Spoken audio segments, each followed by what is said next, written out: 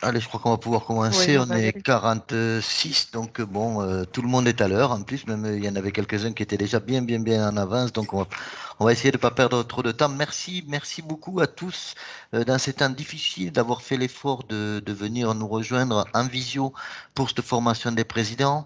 Il est important, vous le savez, car les parents attendent de plus en plus de nous que l'on soit quasiment professionnel, d'être le mieux et le plus formé possible. C'est du moins la volonté de l'appel national et donc de l'appel académique, vu que nous sommes exactement sur la même ligne en ce qui concerne les formations.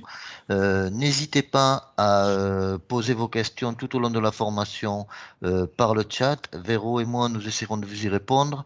Et Patricia et Rachel vont essayer de vous amener le maximum d'informations tout au long de cette soirée. Voilà, merci à tous encore. Je ne sais pas si c'est Patricia ou Rachel qui commence. Mesdames, Ben allez-y. déjà, on va peut-être se présenter, hein. Donc, Patricia Bisson, donc je suis présidente de l'appel de l'Aveyron depuis une dizaine d'années et membre de l'équipe de l'appel académique. Et donc voilà, c'est la 2e ou 3e fois que j'anime ce type de formation, mais c'est une première en visio. Donc on va vous demander toute votre indulgence pour le déroulé de cette formation, parce que c'est la première fois qu'on le fait sous ce format-là. Rachel, vas-y, je te laisse la Effectivement, parole. merci Patricia. Bonsoir, je me présente Rachel Vernière, je suis la présidente de l'appel départemental de la Haute-Garonne depuis 2 ans maintenant et j'ai été vice-présidente pendant 2 ou 3 ans également. Donc comme l'a dit Patricia, effectivement, l'année dernière, j'ai eu le plaisir de co-animer cette formation avec elle en présentiel à l'ICT. Donc on était accueillis dans une très belle salle. Donc là, cette année, c'est en visio. Donc on vous remercie pour votre indulgence puisque ça n'a pas, c'est quand même pas la même portée, une formation en visio qu'en présentiel. Donc voilà. Donc on va démarrer. Donc Juste 2 secondes, Patricia, oui, pour les vas-y. nouveaux arrivants, leur Ouais. préciser de couper le micro et la caméra, leur Oui. préciser que ce soir, la réunion est enregistrée.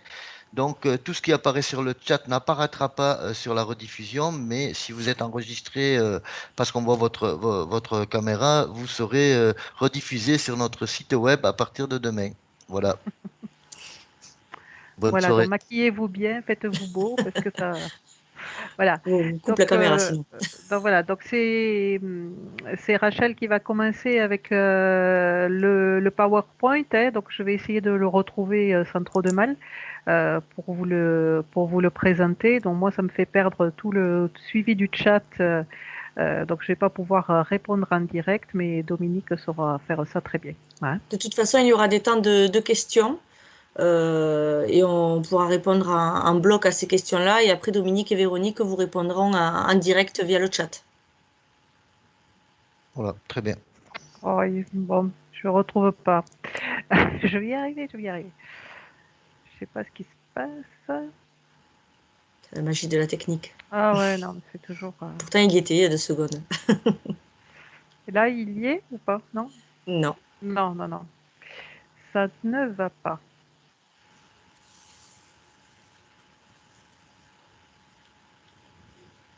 Donc, cette formation, je Vas-y, comble en vas-y, tu attendant, peux hein. commencer. Donc, cette formation, c'est une redite un peu de celle de l'année dernière. On l'a un peu édulcorée pour qu'elle soit un peu plus digeste pour vous, vu que c'est un format visio. On ne peut pas rester. Elle avait duré assez longtemps en présentiel, donc en format visio, on est un peu obligé de l'édulcorer. Ce sera quand même plus sympa pour vous tous. N'hésitez pas, voilà, vraiment à poser toutes les questions qui vous passent par la tête, même si c'est pas sur le moment, même si c'est pas en rapport avec ce qu'on est en train d'expliquer sur le moment. Voilà, c'est pour éviter d'oublier. Et Dominique et Véronique seront là, vous inquiétez pas. Et nous, après, on pourra y revenir en suivant. Donc, Patricia a partagé le PowerPoint. Donc déjà, pour commencer, des cycles à retenir. Ce qu'il faut savoir, c'est qu'à l'appel, on a tendance à beaucoup utiliser d'acronymes et de sigles. Et quand on parle entre nous, ça va, mais quand on parle avec d'autres personnes qui n'ont pas forcément les mêmes us, ça peut perdre. Donc, c'est très basique. AG, ce sera Assemblée Générale et CA, Conseil d'Administration. Après, il y en a sûrement d'autres, mais si jamais, n'hésitez pas à poser des questions sur le chat et on vous y répondra. Donc, l'appel national a été fondé en février 1930 à Marseille. Elle a fait 90 ans en 2020. on n'a pas pu les fêter. On aurait pu les fêter lors du, lors du congrès de Deauville, mais ça n'a pas été le cas. Donc, c'est une association de type loi 1901 dont le fonctionnement est régi par des statuts. Une association loi 1901 est constituée d'adhérents ayant réglé une cotisation. Donc, tous vos parents adhérents ont réglé une cotisation dès le début d'année. Vous êtes une association loi 1901. Tout est carré. Les 3 grandes missions de l'appel. Donc, en référence au projet du mouvement, nous allons aborder les 3 grandes missions de l'appel au sein de l'établissement scolaire. Donc, il y a d'abord l'animation statutaire de l'association. C'est le rôle qui est tenu par, c'est le rôle d'un dirigeant d'association. Il doit veiller au respect des statuts et du règlement intérieur quand il y en a un. Chaque association d'établissement, chaque appel d'établissement n'a pas forcément de règlement intérieur ni d'appel départemental, mais c'est quelque chose qui peut être intéressant à mettre en place. Il assure le fonctionnement donc, statutaire de l'association, les assemblées générales, les CA, les réunions de bureau, et il supervise également la comptabilité de l'association puisqu'il en est responsable. Ensuite, nous avons la représentation des parents au sein des instances de fonctionnement de l'établissement. Donc, ça va être les conseils d'établissement, les conseils de discipline, les réunions, les conseils d'administration de l'OGEC ou les assemblées générales de l'OGEC. Plus généralement, auprès des tiers, vous avez les pouvoirs publics, les autorités civiles et religieuses, mais elle l'assure également au quotidien. L'appel assure au quotidien, elle fait le lien entre les parents et les responsables de l'établissement. C'est ça notre rôle de base quand même, c'est faire le lien entre vous et l'établissement. Ensuite, nous avons la participation et l'initiative d'action dans l'établissement. Donc, vous êtes force de proposition, président d'appel, avec vos équipes. Les appels sont impliqués dans de nombreuses actions. Vous avez les initiatives appels, qui sont de votre propre fait, toujours en accord avec le chef d'établissement, bien entendu.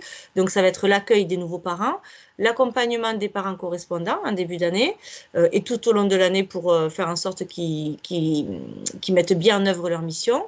L'animation du BDIO, l'organisation de conférences, des RPE, je vous en reparlerai un peu plus tard, ou des actions placées sous la responsabilité de l'établissement. Il y a souvent des actions qui sont placées sous leur responsabilité au chef d'établissement et vous travaillez de concert avec eux, donc notamment l'animation pastorale, les sorties, les accompagnements piscine, toute action où l'équipe éducative et le chef d'établissement pourraient avoir besoin de vous, parents. Donc, l'appel contribue au dynamisme de l'établissement et joue un rôle de lien permettant aux parents de s'associer d'une manière ou d'une autre à toutes ces activités. Voilà, ça leur permet d'être vraiment comment dire, j'ai perdu mon mot. Gros trou. D'être, voilà, ils travaillent pas de connivence, c'est pas un joli mot, ils travaillent de concert, voilà, pour faire de l'école, oui, sympa, merci, co-acteur. Merci beaucoup. Ensuite, nous avons les statuts de l'appel. Donc ça, c'est la partie la plus joyeuse, on va dire, en tant que président d'appel. Donc sachez que les statuts d'une association constituent son mode d'emploi. Donc ça devrait être votre livre de chevet à vous, président, car vous devez parfaitement les connaître. Les statuts fixent le cadre général de l'organisation de l'association et de son fonctionnement, donc en s'attachant aux dispositions essentielles. Donc, le président veille au respect de ces statuts, donc il doit parfaitement les connaître, et de deux, il doit toujours les avoir sous la main, que ce soit lors des AG ou des conseils d'administration, afin que lui ou une tierce personne de l'Assemblée puisse les consulter. Il faut savoir qu'une modification des statuts est possible à tout moment, mais nécessite l'organisation d'une assemblée générale extraordinaire. On vous en reparlera un peu plus tard. Le mouvement des appels, dans un souci de cohésion et de cohérence des pratiques, propose des statuts types à tous les appels d'établissement. Attention, la dernière version des statuts date de 2019, me semble-t-il. Il faut l'adopter si ce n'est pas encore fait. N'hésitez pas à aller sur le site www.appel.fr, qui est une mine de renseignements et de ressources pour vous, président, et pour vos appels, pour vérifier la conformité de ces statuts. Voilà, et surtout faire en sorte comment dire, et surtout demander au bureau, à votre appel départemental, de les vérifier avec vous. Donc, vous pouvez déjà les demander au bureau des associations de votre préfecture ou sous-préfecture pour pouvoir les récupérer, les vérifier si vous ne les avez pas sous la main. Ça arrive parfois quand il y a des changements de président ou de bureau complet qu'on ne retrouve pas la version papier ou même la version numérique des statuts. Donc sachez que vous pouvez toujours les retrouver normalement, que ce soit auprès de votre appel départemental si vous avez fait par le passé une demande de solidarité ou donc auprès du bureau des associations de la préfecture. Je vais passer la parole à ma collègue Patricia. Merci Rachel. Donc moi je vais vous présenter. Alors cette première partie est un petit peu longue et un petit peu dense, mais c'est important de bien présenter le cadre, hein.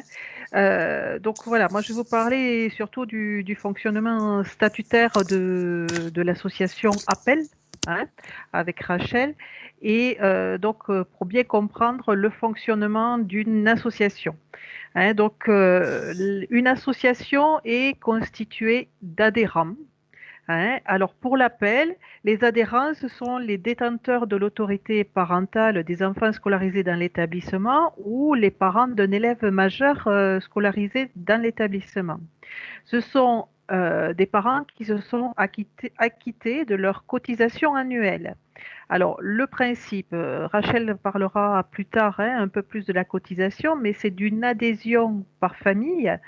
Si des enfants d'une même famille sont scolarisés dans plusieurs établissements, il est possible de payer la cotisation complète à un établissement et de ne payer que la part appel établissement aux autres établissements où sont scolarisés les autres enfants de la famille. Par contre, si deux parents d'une même famille veulent être membres du conseil d'administration, ils doivent chacun s'acquitter d'une adhésion, parce que l'adhésion est nominative quand on fait partie d'une administration. Et le nom et l'identité des adhérents doivent être connus pour l'Assemblée générale, puisque seuls les adhérents ont droit de vote. Donc voilà, donc ces adhérents se réunissent chaque année en assemblée générale et c'est eux qui élisent le conseil d'administration lors de l'assemblée générale. Les administrateurs, alors il faut regarder les statuts, le nombre d'administrateurs est défini dans les statuts et ce sont des élus pour 3 ans et les administrateurs sortants peuvent se représenter au bout de leur mandat. Le conseil d'administration se renouvelle normalement par tiers. Hein. Si toutefois, en cours de mandat, un administrateur perd sa qualité de parent, n'a plus d'enfants dans l'établissement ou s'il démissionne, le conseil d'administration peut pourvoir à son remplacement par cooptation et faire valider sa nomination à l'assemblée suivante. Donc, ce conseil d'administration qui a été élu par l'Assemblée générale élit à son tour un bureau. Un bureau qui peut être composé d'un président, alors là c'est aussi à voir dans les statuts comment c'est indiqué, d'un président, d'un ou plusieurs vice-présidents, d'un secrétaire et éventuellement d'un secrétaire adjoint, d'un trésorier et éventuellement d'un trésorier adjoint. Pour le fonctionnement d'une appel, les adhérents, administrateurs ou pas, peuvent aussi participer à la vie de l'établissement en devenant membres des bureaux de documentation, d'information et d'orientation, en devenant parents correspondants ou en devenant animateur de rencontres parents-école, par exemple. Hein, donc ce schéma, c'est important que vous le reteniez bien. Hein, donc les adhérents se réunissent en assemblée générale. C'est l'assemblée générale qui élit le conseil d'administration et ensuite c'est le conseil d'administration juste après l'assemblée générale ou lors de sa première réunion qui désigne président, trésorier, secrétaire et vice-président et éventuellement les adjoints pour le secrétariat et la trésorerie. Donc, on va vous dérouler, décortiquer un petit peu l'organisation d'une assemblée générale, qui est un temps fort de l'année pour les appels, hein.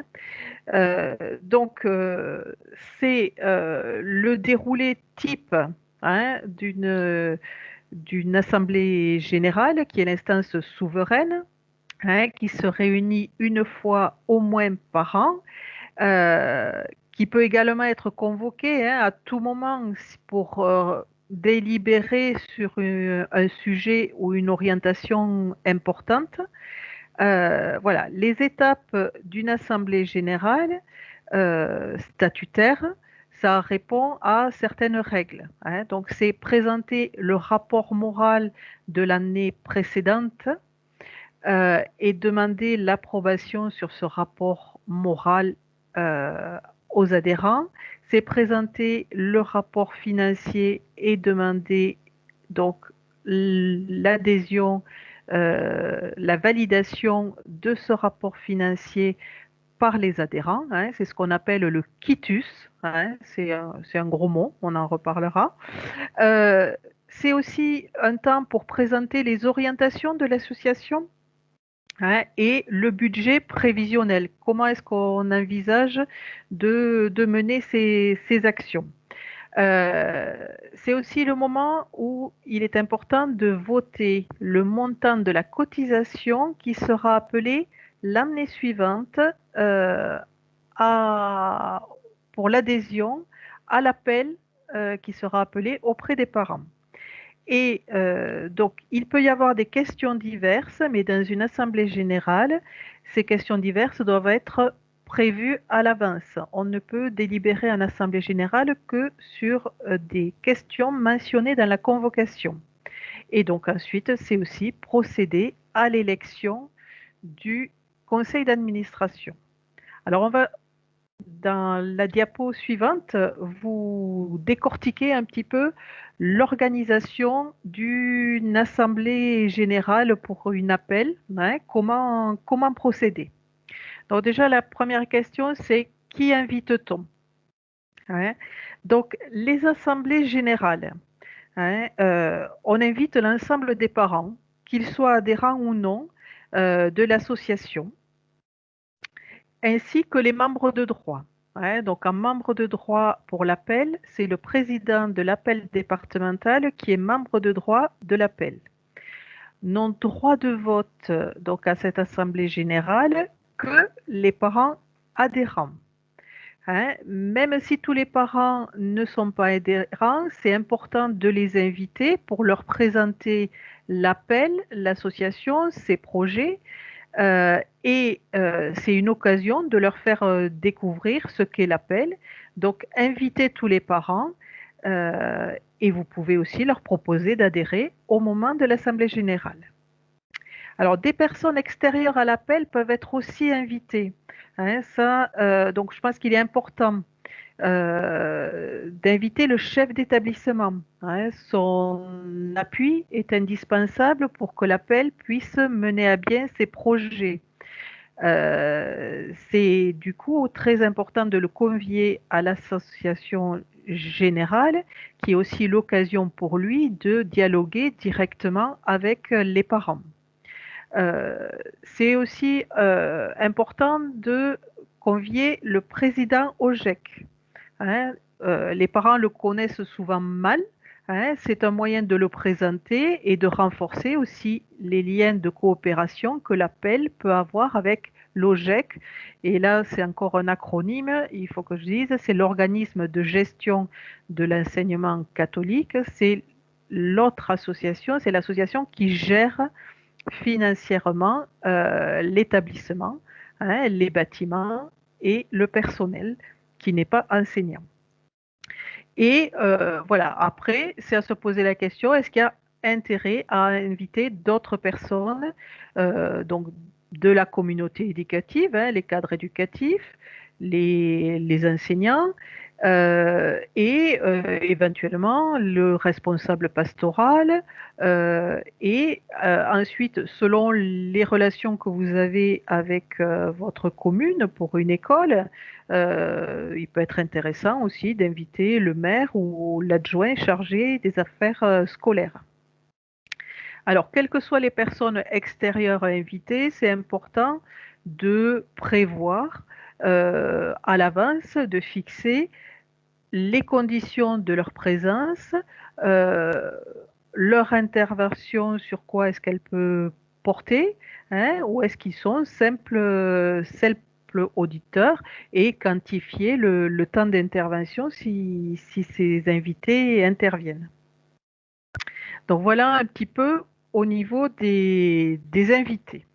Alors, on va un petit peu préciser comment est-ce qu'on organise ces assemblées générales qui demandent un certain formalisme, hein, pour que les décisions aient une valeur légale. Le non-respect de certaines règles pourrait entraîner, si quelqu'un les conteste, la nullité des décisions prises au cours de l'assemblée générale.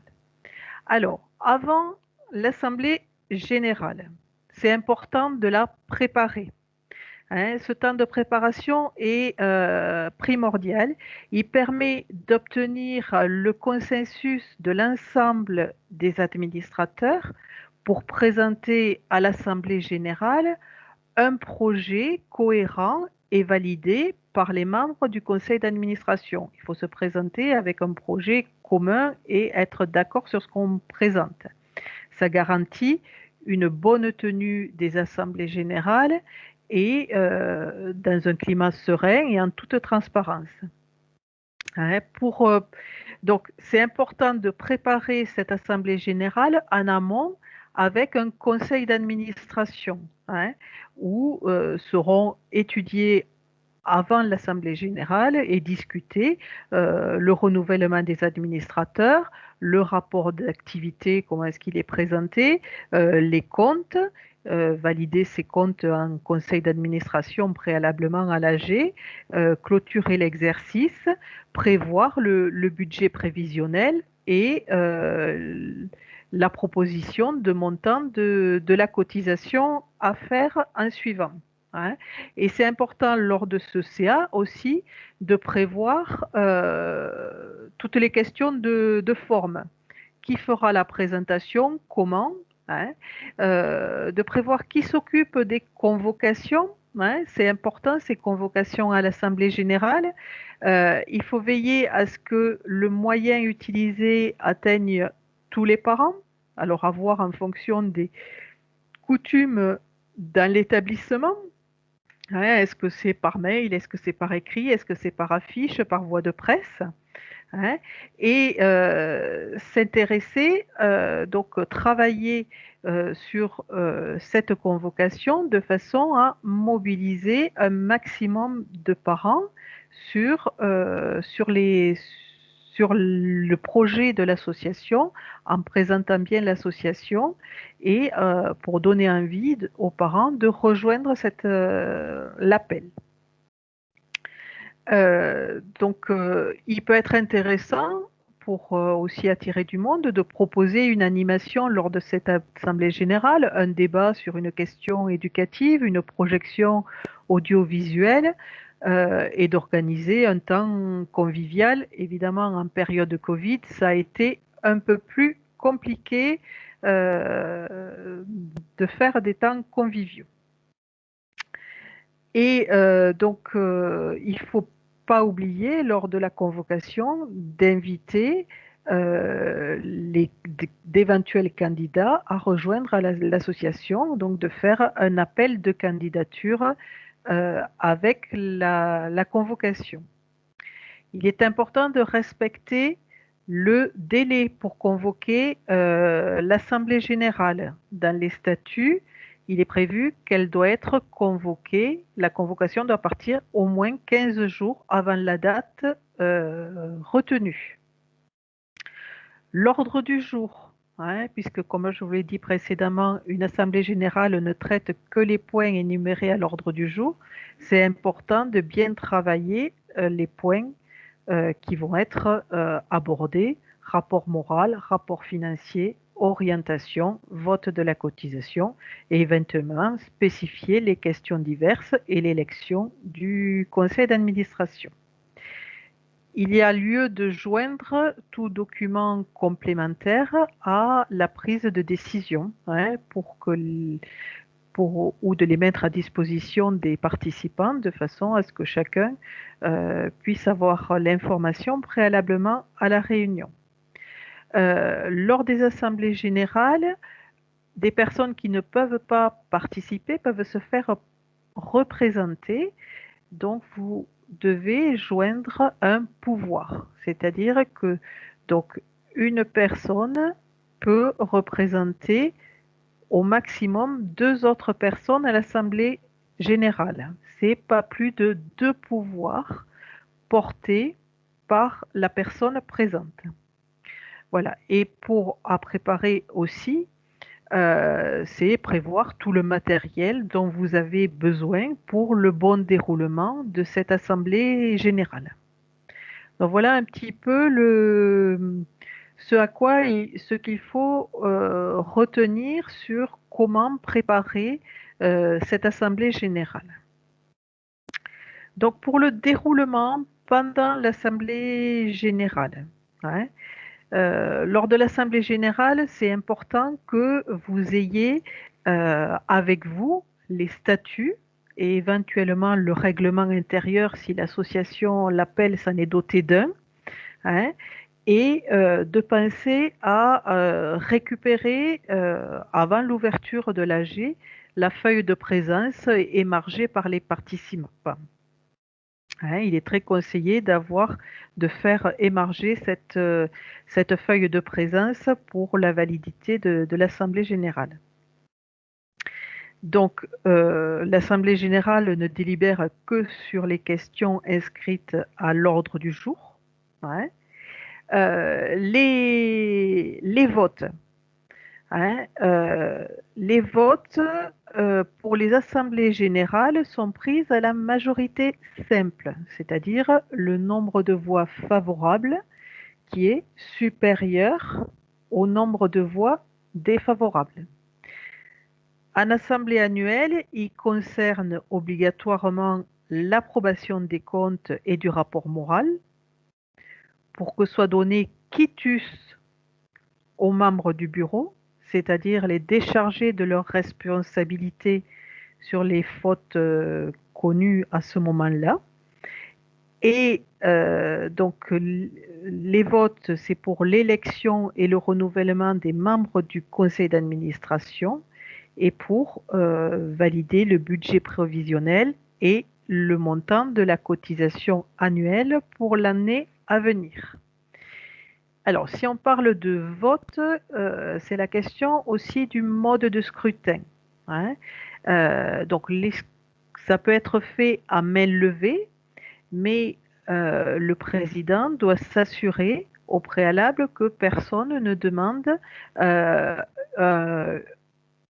un vote à bulletin secret. Si une seule personne demande à ce que le vote soit fait à bulletin secret, c'est ainsi qu'il faut procéder à une élection à bulletin secret et à faire un dépouillement ensuite.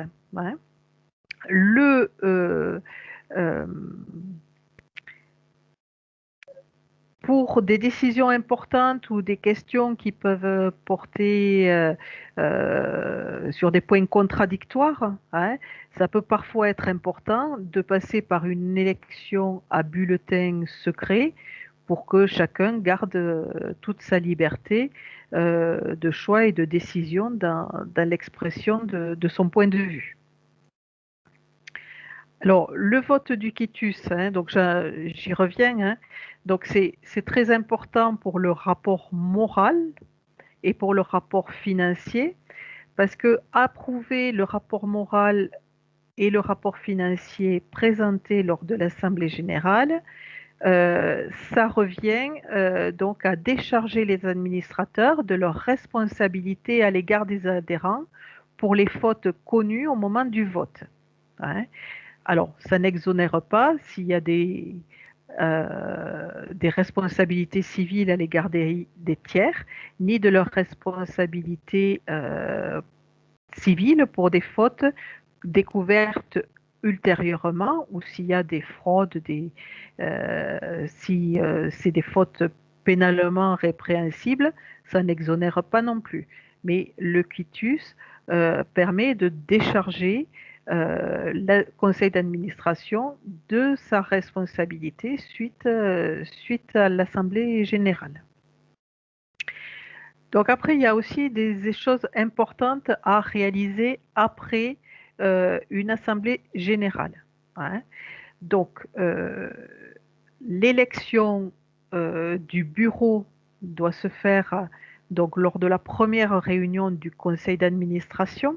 Hein, donc, c'est là où est désigné président, trésorier, secrétaire. Soit immédiatement après l'Assemblée générale, soit à une date quelques jours après, hein, pour désigner les membres du bureau.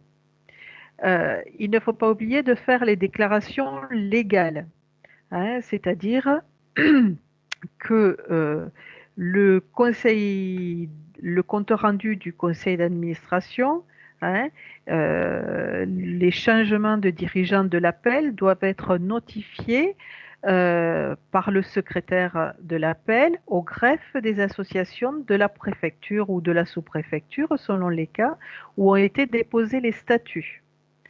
Avec l'accord du conseil d'administration, le président donne délégation de signature au trésorier sur les comptes bancaires, puisque c'est le trésorier qui aura la mission de gérer les comptes et de gérer tout ce qui se passe au niveau de la banque sous la responsabilité du président. De son côté, donc le trésorier devra s'acquitter des démarches à la banque pour pouvoir avoir accès donc à ses comptes bancaires. Et l'autre démarche à réaliser qu'il ne faut pas oublier, c'est de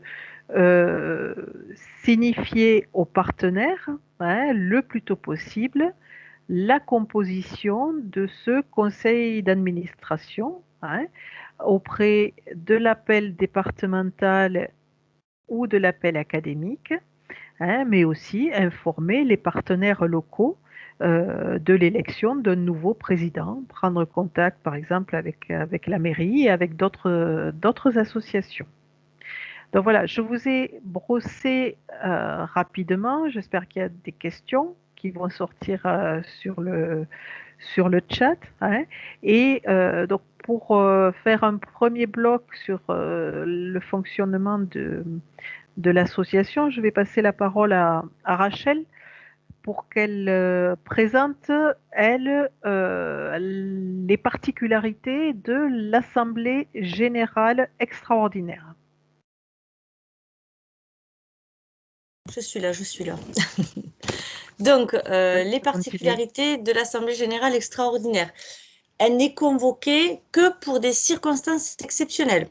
C'est-à-dire il faut que ça touche au fondement même de l'association, c'est-à-dire modification des statuts ou décision de dissolution ou de fusion de l'association. Compte tenu du caractère exceptionnel de ce type de réunion, les conditions de convocation et de quorum, c'est-à-dire le nombre minimum de participants pour que l'Assemblée puisse délibérer valablement, sont plus importantes que pour les assemblées générales ordinaires. Il faut de ce fait veiller à bien respecter les dispositions statutaires en la matière. Pour tout projet de modification des statuts, ce doit être adressé au président départemental pour approbation, toujours, 30 jours francs au moins avant son adoption définitive. Et dans tous les cas, dès que vous voulez faire une modification de vos statuts, vu que c'est en lien avec les derniers statuts qui ont été modifiés, rapprochez-vous toujours de votre appel départemental, de vos référents pour que l'on vous aide à les mettre en place correctement avant de les faire valider lors de votre assemblée générale extraordinaire. Voilà, on doit les approuver, mais on peut très bien en discuter avant. Vous n'êtes pas obligé de travailler dessus tout seul. On est là pour vous aider. Elle est convoquée, cette assemblée générale extraordinaire, par le conseil d'administration ou à la requête des 2/3 des membres de l'association, 15 jours au moins avant la date fixée. La convocation doit indiquer l'ordre du jour et comporter en annexe tout document nécessaire à la délibération. Effectivement, s'il y a des modifications à différents articles, il faut bien les détailler afin que chaque personne votante puisse avoir bien connaissance de tous les tenants et les aboutissants. L'association ne peut valablement délibérer qu'à la majorité des 2/3 des suffrages exprimés. Ce qui veut dire que chaque membre présent ne peut détenir plus de 2 pouvoirs de représentation. Et l'ensemble des membres présents doit constituer le quart au moins des membres de l'association. À cet effet, une feuille de présence sera émargée et certifiée par les membres du bureau. Si, ça arrive souvent d'ailleurs lors des assemblées générales extraordinaires, si le quorum n'est pas atteint, l'Assemblée sera à nouveau convoquée à 15 jours d'intervalle et à ce moment-là, on pourra délibérer quel que soit le nombre de membres présents. On invite donc les mêmes personnes que pour l'âge ordinaire, hein, c'est toutes les personnes qu'a listées tout à l'heure Patricia. Les nouveaux statuts doivent être déclarés par le secrétaire au greffe des associations de la préfecture ou de la sous-préfecture où ont été déposés les statuts précédents, ainsi qu'à l'appel départemental, parce qu'on doit en avoir une copie également. Maintenant, on va passer à une petite pause question. Donc, vous en avez déjà posé un paquet sur le forum, je l'ai vu, mais là, on va pouvoir vous répondre éventuellement avec Dominique et Patricia, ou même Véronique, si elle le souhaite, aux questions qui ont été posées. Patricia. Dominique? Bah, la plupart des questions, je pense qu'on y a répondu via le chat, à part si vraiment il y a d'autres questions qui arrivaient ou que l'on ait mal répondu. À ce moment-là, n'hésitez pas à nous le remonter sur le chat. Mais je pense qu'on a répondu à peu près en direct Il me semble aussi. à tout. J'ai suivi. Les questions étaient surtout statutaires. A-t-on le droit de faire d'élire le CA, le bureau après l'AG?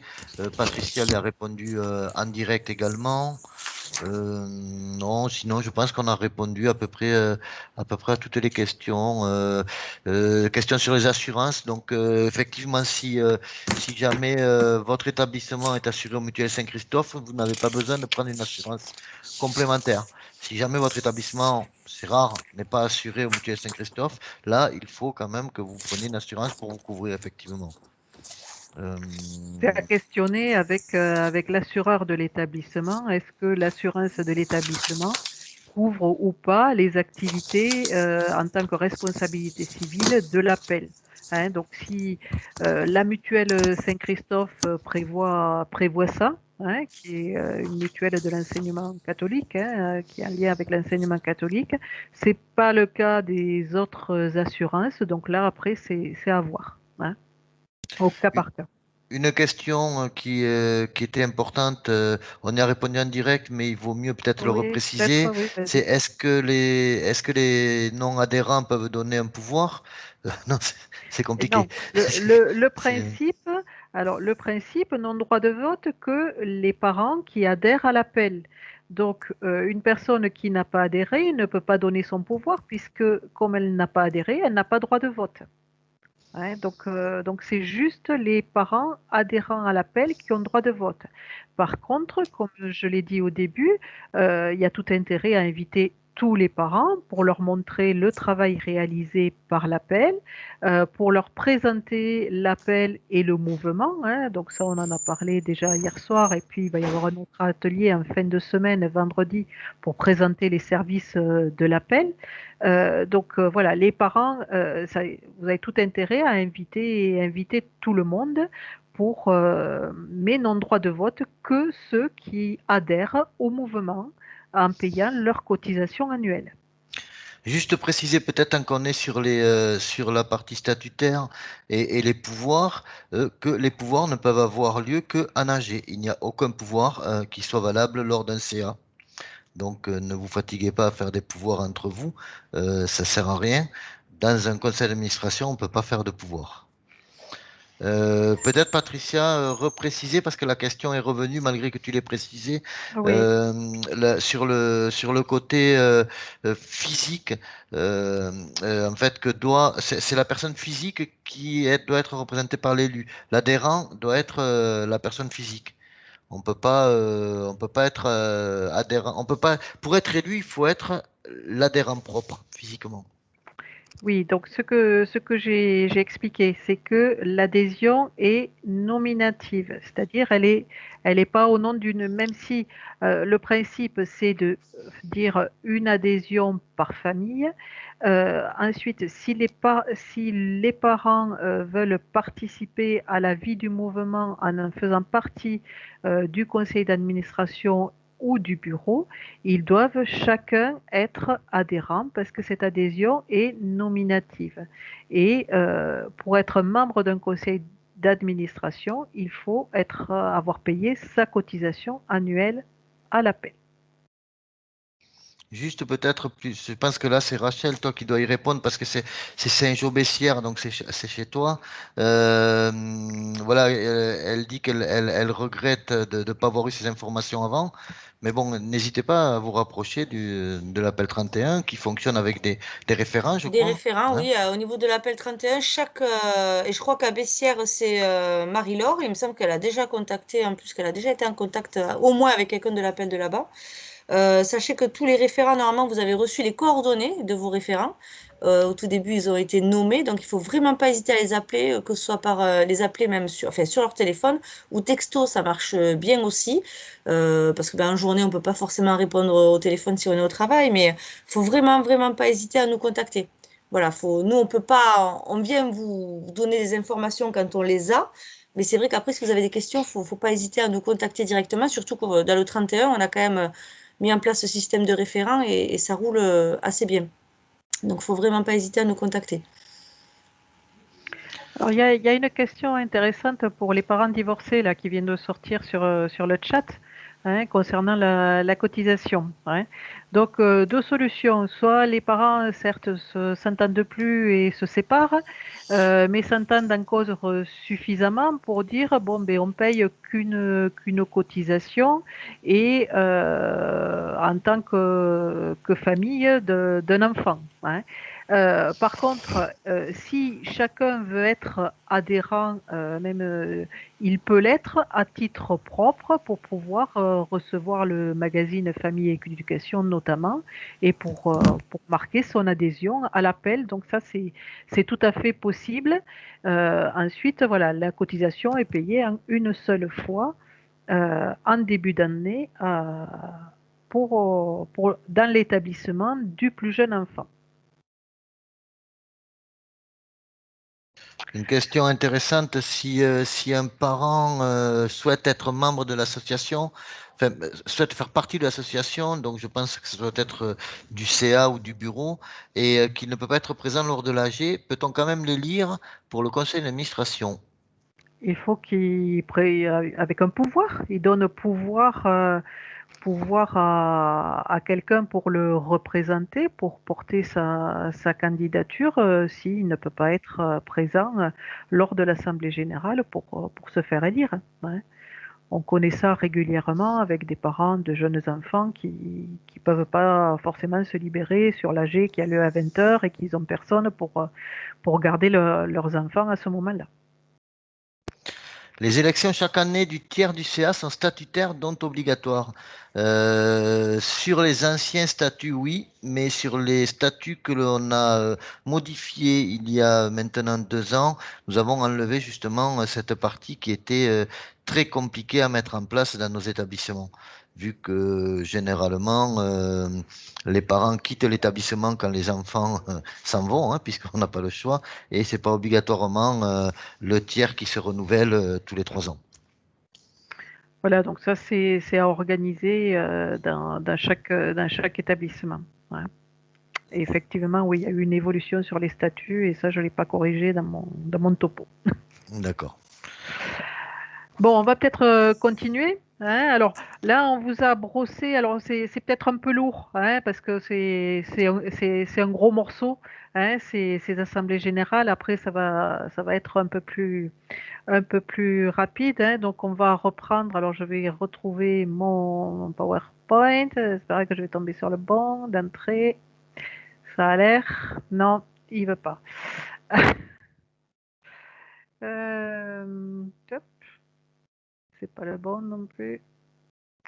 Bon, je maîtrise pas tout encore, hein, dans mon. Hein. Ah, ça y est, ça apparaît.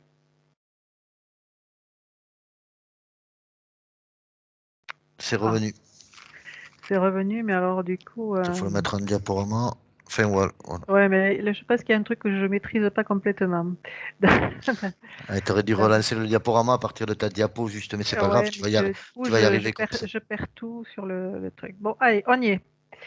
Donc, je continue donc sur des points. Alors, c'est un peu rébarbatif, hein, mais c'est important de bien maîtriser pour bien faire fonctionner l'appel, tout le fonctionnement d'une association.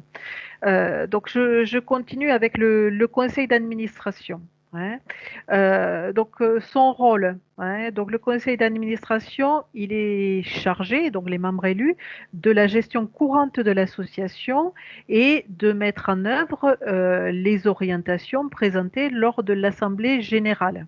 Alors, c'est des orientations, hein, qui peuvent s'aménager en cours d'année en fonction des événements et des projets qui peuvent surgir en cours d'année et des propositions de chaque membre, hein. Il faut bien avoir en tête que le conseil d'administration, c'est l'organe décisionnaire de l'association. C'est pas le président qui décide, c'est pas le trésorier, c'est le conseil d'administration qui prend les décisions, hein. Donc les statuts stipulent le nombre d'administrateurs. Bon, il faut y en avoir suffisamment, mais peut-être pas trop non plus pour que soient gérables les réunions. Une réunion à 50 administrateurs, c'est compliqué, hein. Donc, la fonction de l'administrateur cesse lorsque le parent n'a plus d'enfants dans l'établissement, en cas de démission ou de non-réélection ou d'exclusion pour faute grave. C'est des points qui sont prévus dans l'article 5 des statuts. En cas de vacance de poste, donc pour le temps restant du mandat, on peut coopter un autre parent pour remplacer le membre partant. Mais dans ce cas-là, cette désignation doit être ratifiée à l'Assemblée générale suivante. Les réunions du conseil d'administration, donc les statuts prévoient que donc le conseil d'administration se réunit au moins une fois par trimestre. Mais il peut se réunir plus souvent en fonction des besoins. Pour que les réunions, donc c'est l'organe décisionnaire, pour que ces réunions, les décisions prises en conseil d'administration soient valables, il faut qu'il y ait au moins un tiers des membres du conseil d'administration qui soient présents. Et pour garder une certaine validité de ces décisions et pour en garder trace et que ce soit bien consigné, c'est important de faire un compte rendu de chaque conseil d'administration où est noté les décisions importantes qui sont prises.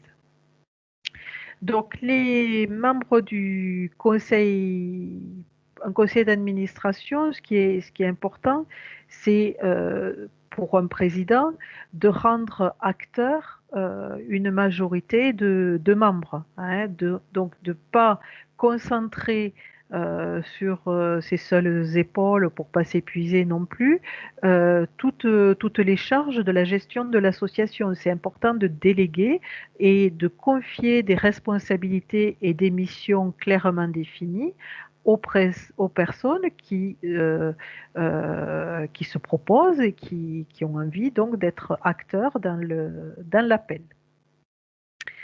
Et donc les statuts prévoient par contre que quelqu'un un membre du conseil d'administration qui pendant plusieurs réunions ne viendra pas, n'aura pas assisté pendant 3 réunions consécutives sans s'être excusé, pourrait être déclaré démissionnaire de l'association. Donc on va voilà, ce qui est important de retenir, hein, et de ne pas oublier, et qui est important pour nous, c'est que la liste des membres du conseil d'administration, c'est important que vous la transmettiez à l'appel académique ou à l'appel départemental qui fera suivre. Hein.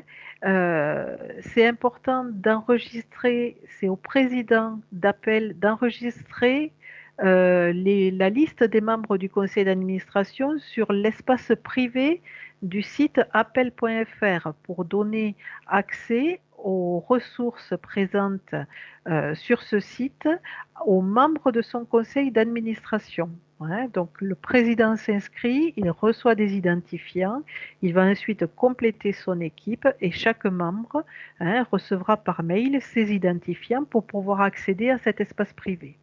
Et donc, comme je l'avais dit tout à l'heure, ce conseil d'administration doit être déclaré en préfecture auprès du greffe des associations pour avoir une existence légale et officielle.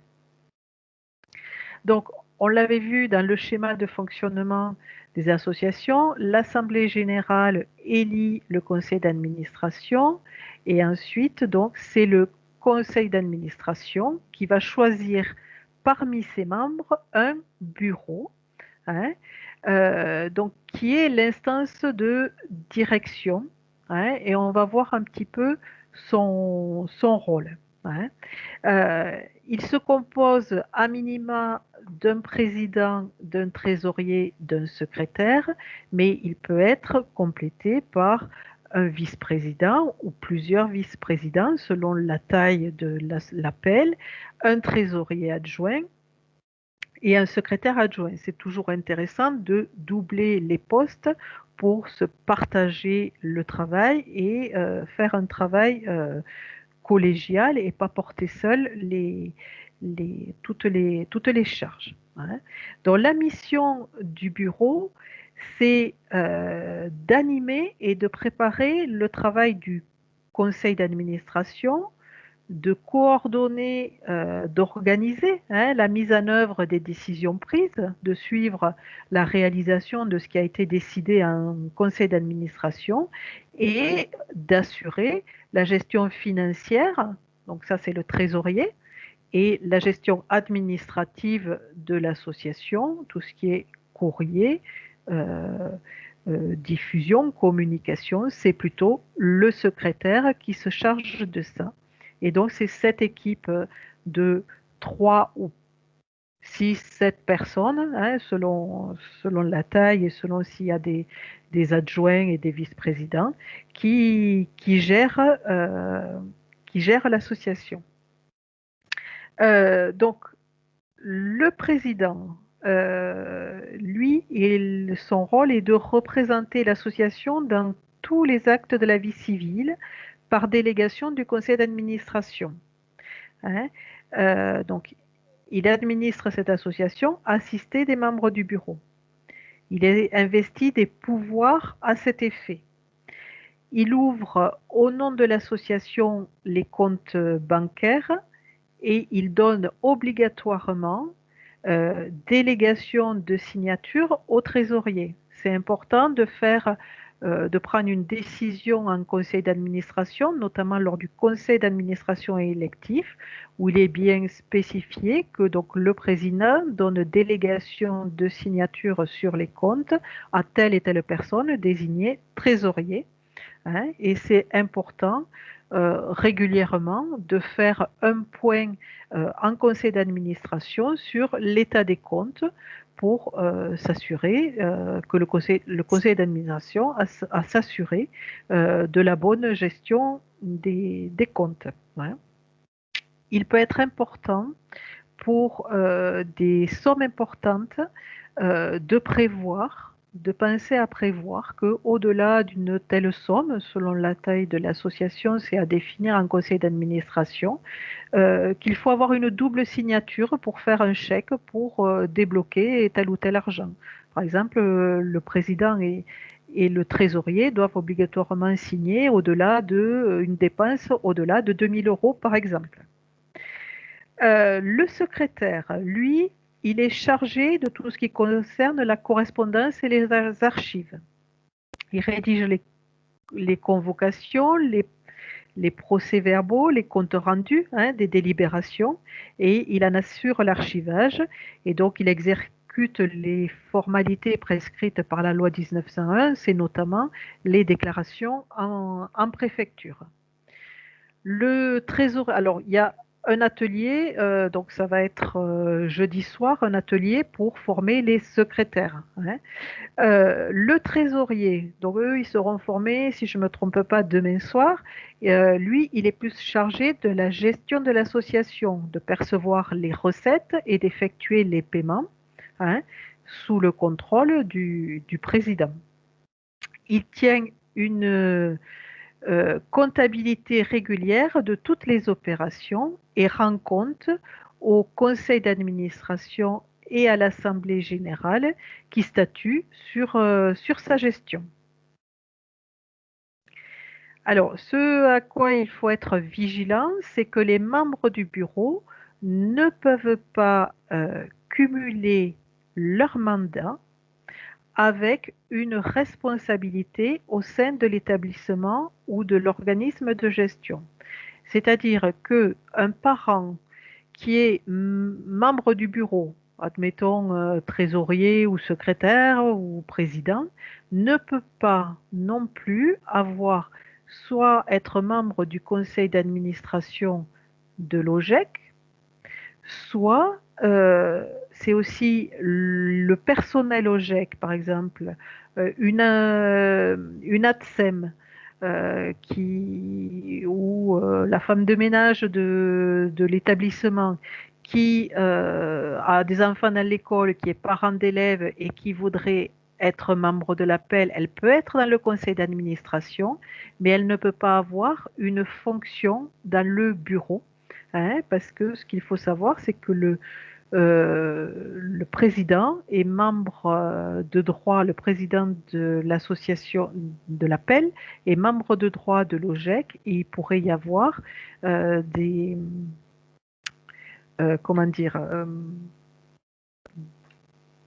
conflits, enfin, si en cas de conflit dans la gestion du personnel, par exemple, ça peut poser problème. Ouais. Donc ça, c'est un point sur lequel il y a lieu d'être également vigilant, que chacun ait bien sa place et soit bien positionné. Et donc le bureau, il se réunit le plus, au moins, si possible, une fois par mois et chaque fois que nécessaire. Hein, il est conseillé de rédiger des comptes rendus de ces réunions de bureau. Et donc voilà, j'ai terminé avec le bureau et c'est Rachel maintenant qui va peut-être vous présenter la cotisation. Peut-être, je ne sais pas. Si, c'est ça. Donc, la cotisation aux parents d'établissement, donc il faut leur présenter. Lors de l'Assemblée générale de rentrée, il est indispensable d'expliquer aux parents à quoi sert leur cotisation à l'appel. C'est toujours un peu nébuleux et ça soulève quand même pas mal de questions. Donc, il faut leur justifier le montant. Il faut tout d'abord leur rappeler qu'en adhérant à l'association de leur établissement, ils adhèrent de ce fait à un mouvement national qui a pour objectif de permettre à chaque parent d'élève d'exercer sa mission de premier éducateur de ses enfants au sein de la famille, de l'école et dans la société. C'est quand même les valeurs de notre mouvement. C'est dans cette optique que l'appel met en œuvre différents types d'actions au niveau de l'établissement, du département, de l'académie et au plan national, actions qui vous reviennent de faire connaître et de valoriser. Au niveau de la fixation du montant de cette cotisation, elle est répartie en plusieurs niveaux. Vous avez une part établissement, ensuite vous avez une part départementale, une part académique, une part nationale et l'abonnement aux familles, au magazine pardon, Famille et Éducation. Chaque année, au cours de votre assemblée générale et sur proposition du conseil d'administration de l'appel d'établissement, est voté le maintien ou l'augmentation du montant de la cotisation qui est demandé aux parents pour l'année scolaire suivante. Par exemple, à l'âge 2020, il a été fixé le montant de la cotisation pour la rentrée 2021-2022. Donc après, les montants de cotisation diffèrent, on va dire, dans les départements. Donc vous avez le montant national qui est actuellement de 3 €, le magazine Famille et Éducation qui est actuellement à 4,80 €, le montant de l'appel académique à 5,50 € et ensuite d'un département à l'autre, ça varie. Hein. Dans le 09, ça va être à 5 €, dans le 31, chez moi, ça va être 4,25 €, dans le 12, 6,30 €, 32, 5 €, 46, 6,50 €, 65, 5,80 €, dans le 81, 4,50 € et dans le 82, 5,90 €. Et ensuite, le montant de l'établissement, ça va être la différence par rapport à votre cotisation globale. Donc, c'est pour ça que chaque année, enfin, on vous invite quand même à suivre l'évolution des augmentations de cotisation qui se font au niveau national, académique et départemental pour pouvoir vous aussi, au niveau de l'appel d'établissement, vous calquer dessus et proposer une augmentation peut-être tous les 2 ou 3 ans, pas rester de manière statique sur votre cotisation, parce qu'à un moment donné, du coup, vous aurez la part établissement sera de plus en plus minime. Au niveau de la collecte des adhésions à l'appel, il est souhaitable que l'adhésion à l'appel soit proposée sur la facture de contribution des familles. Pour ce faire, il faut que l'appel et l'OGEC signent une convention de mandat qui est destinée à formaliser la collecte par l'OGEC des cotisations appel. Sur le site de l'appel, www.appel.fr, maintenant vous allez bien le connaître. Le modèle de convention appel au GEC, le modèle type, est proposé. N'hésitez pas pour ça également à faire appel à votre appel départemental si vous avez des questions ou si vous voulez tout simplement la faire viser, cette convention, avant de la proposer à votre GEC afin qu'elle soit signée. Si ce n'est pas encore fait, si vous n'avez pas encore de convention mise en place, faites en sorte d'ouvrir les pourparlers, les discussions avec votre chef d'établissement et votre président d'OGEC pour la mettre en place. La cotisation permet à l'appel d'offrir des services concrets à l'ensemble des parents adhérents. Donc, il y a tout d'abord l'abonnement au magazine Famille et Éducation, qui est un bimestriel, qui propose aux parents des informations pratiques et utiles sur la vie scolaire, sur les questions éducatives et de société et les activités de loisirs pour les enfants. Il y a pas mal de comment dire, je bute sur des mots simples ce soir. Bref, merci, je ne sais pas pourquoi. Donc, il y a pas mal d'articles intéressants et ce qu'il faut dire, c'est qu'au niveau de l'académie, on est quand même souvent représenté dedans. Donc, n'hésitez pas à le feuilleter et à le lire. Peut-être que vous y verrez des articles concernant notre académie. Vous avez également l'accès au site internet de l'appel qui permet aux parents de se tenir informés de l'actualité scolaire et éducative et de la vie du mouvement des appels. Nous avons également la plateforme téléphonique Appel Service au 01 46 90 09 60 qui, pour le coup d'une communication locale, met à votre écoute une équipe de spécialistes des questions éducatives et scolaires. Ça va être des conseillers scolaires, des psychologues, des juristes, etc. Vous avez également un accueil gratuit et personnalisé par le service d'information et conseil aux familles de l'académie. Donc, vous pouvez nous contacter au niveau de l'académie, au bureau. Il y aura Véronique et Samantha qui pourront vous répondre pour toutes ces questions. Sur l'accompagnement à l'orientation, il y a les études, les professions, le choix d'un établissement scolaire ou l'accompagnement des élèves à besoins éducatifs particuliers en ce qui concerne le handicap et les problèmes scolaires. Le nombre d'adhérents donne du poids à la représentation des parents dans différentes instances. au niveau départemental et académique, ça va être auprès des instances de l'enseignement catholique, auprès du pouvoir public, conseil départemental, conseil régional, rectorat, direction des services départementaux de l'éducation nationale. Voilà, sachez que président d'appel départemental et président académique, on essaie de vous représenter vraiment dans toutes ces instances, surtout notre président académique qui a quand même souvent beaucoup de réunions. Au niveau national, avec plus de 960 000 adhérents, l'appel est un interlocuteur et écouté surtout, est reconnu par le secrétariat général de l'enseignement catholique, autrement dit le SGEC, et par le ministère de l'Éducation nationale, l'Assemblée nationale, le Sénat. Chaque président d'appel peut se rapprocher de son appel départemental ou académique afin de pouvoir donner des exemples précis d'actions menées. Tout cela est destiné à permettre aux parents de percevoir que la mission de l'appel ne se limite pas à ce qui est visible dans l'établissement. Voilà, vos parents d'établissement, il faut leur montrer que l'appel, ce n'est pas que les membres de l'appel d'établissement qui organisent des manifestations. Rachel, oui. Rachel, quand tu attrapes les trucs, on dirait qu'il y a un ouragan qui se passe chez toi. Ah, c'est vrai? Ouais. Pardon, je sais pas, je touche tout, tu sais, moi je bouge. Ouais. Je suis comme les enfants, je suis hyper active. J'ai cru que c'était le chat qui se battait avec ton micro. Ah, c'est vrai? Ah mince, Ouais. vous m'avez entendu ou pas du coup? Ou pas? Oui, ça a été. Je parle plus fort que le chat qui griffe? Ouais, ça va. D'accord, très bien. Donc, j'avais fini, on allait passer aux questions. On va passer aux questions. Voilà, est-ce qu'il y a des choses qui sont Par rapport à sorties? cette cotisation. Alors, je vais arrêter mon partage. Voilà. Donc, Domi, est-ce que tu as des questions que... Alors... J'étais juste en train de répondre à la dernière. Oui, c'est intéressant. Que faire quand sur une petite structure, l'ensemble des parents ne cotisent pas à l'appel et que l'on organise des sorties? Peut-on faire des tarifs différents entre les parents? Alors, le mouvement des appels, alors effectivement, pour la gestion et le fonctionnement des associations, il y a juste les adhérents qui ont droit de vote. Par contre, le principe de l'appel, c'est d'être présent pour l'ensemble des élèves et pour l'ensemble des familles. Alors, il y a des parents qui, soit pour des raisons économiques, peuvent être en difficulté, mais souvent, parce que, soyons clairs, hein, l'adhésion à l'appel, c'est pas un coût excessif, hein, c'est le coût de 2 paquets de cigarettes par an. Hein. Donc, c'est souvent qu'ils ne connaissent pas l'appel. Donc, c'est important de les mobiliser et de leur faire connaître l'appel.